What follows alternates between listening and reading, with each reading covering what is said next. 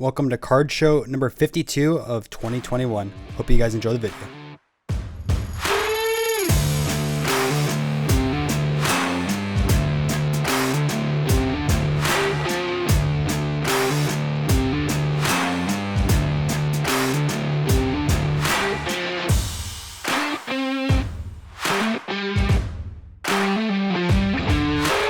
Guys, this is why you don't use American Airlines. Plane landed 45 minutes late. I booked it across 2 terminals from C to E.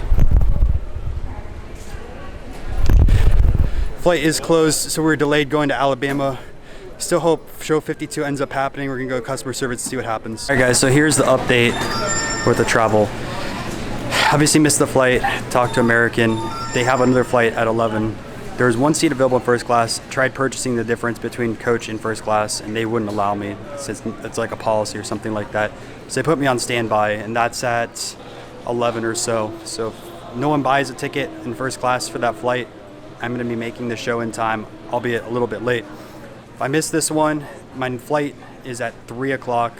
So it looks like I'll be coming in very, very late, / possibly missing the show. Over their nose and mouth at all times during today's flight, including boarding and deplaning. All right guys, we made it. Be in Alabama shortly after 1.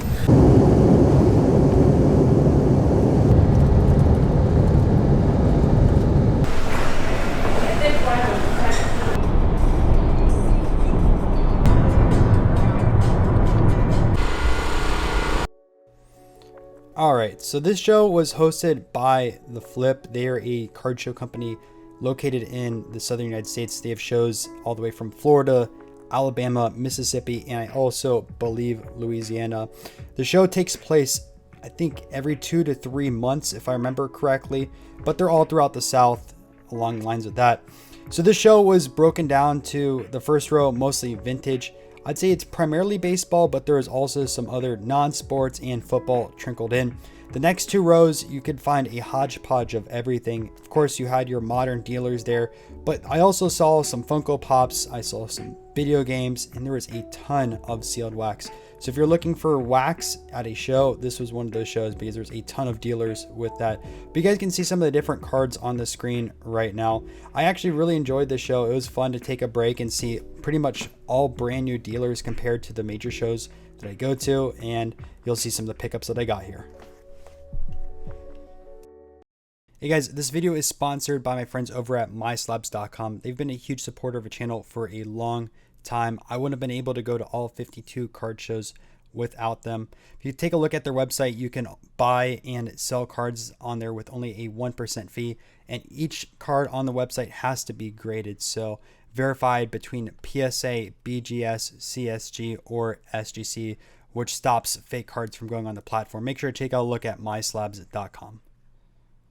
First deal done here in Alabama, and it was with my good friend John. You can find him on Twitter at JohnMorden215. Picked up this lot of pre-war cards for $50. Half, so it was numbered 1 to 50 and then 51 to 100, but the full checklist. Now the one card from this lot that I had no idea about was this Ben Franklin. I wasn't really familiar with this release, so I looked on Trading Card Database and also PSA's website to see if it's been documented, and it was not, so it a little stumped me. Now I recognize in this card the gilded borders. It looks very familiar to T205 if you've seen those before, and the back was also French. So I reached out to a few of my friends and some Facebook groups, and no one had any idea about this card. It's possible that this card didn't go through a second round of printing, so it didn't have a stamp from the manufacturer. Some people think it's possibly came with biscuits, a biscuit type card, but no one really knows for sure. Everyone thinks it's between an 1880 and a 1910 release. So if you guys know more information, put it in the comments down below. Quick modern deal, picked up 2 quarterbacks that everyone loves, Drew Brees and Tom Brady, for $155. Some more modern pickups. I got these 4 cards from Deep Fried Breaks. You can check them out on Twitter for $325.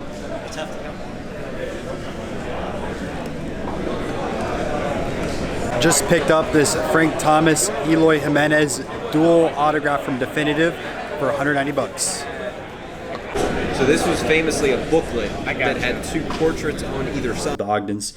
People think Tito's... Well, like hold yours back up, and it will show People can see the different. Yeah, so See the different riding.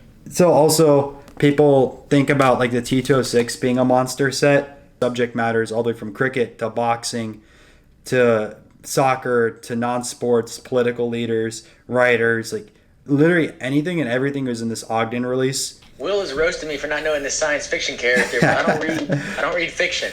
I watch fiction. I read nonfiction. Without Vern, there would be no superheroes or anything like that.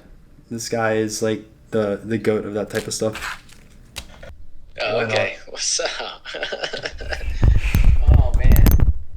What's up? It is day 2 here in Alabama. I just first wanted to thank you guys for the journey.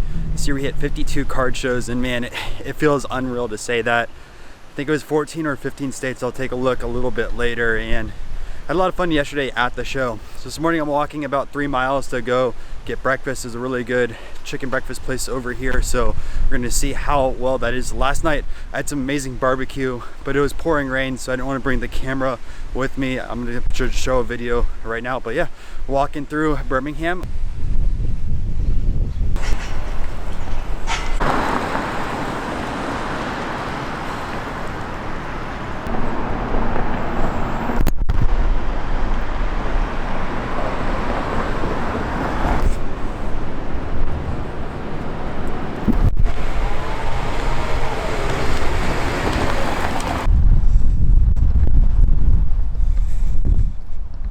So on the way breakfast, I saw this monument and I had to check it out. So I scaled the stairs. Take a look at this.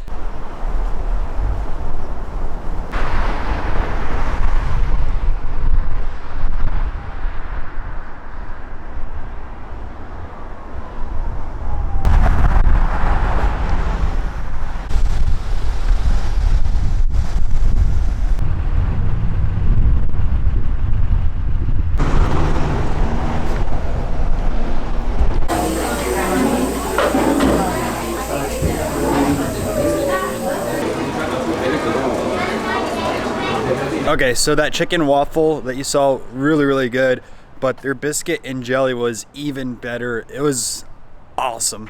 And so now I'm about to head over to John's place and we're gonna do a live episode of the personal card collection. We're gonna go over his insane golf cards.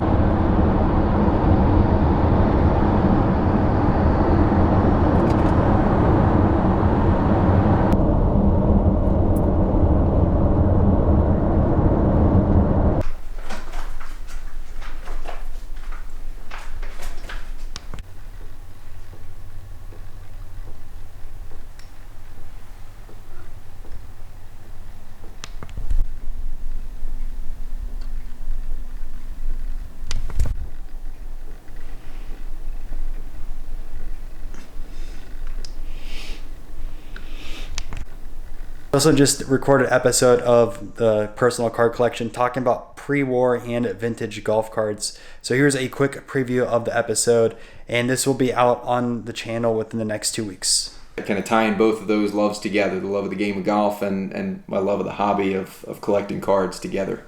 So we were talking about a little bit earlier. Yeah, it is the one of the earliest, if not the earliest, Tom Morris cards that I'm aware of. The exact same printing, with the logos of the companies being the only change, the only difference. Both cards on the back even say 1926. That I kind of pulled out to show everybody is a trio of cards from the 1952, so not pre-war, but still very old, Wheaties set. And that is a wrap for show number 52 and my card shows for 2021. Up next is going to be Dallas in January. I have about a month off. I'm going to catch you guys in that vlog.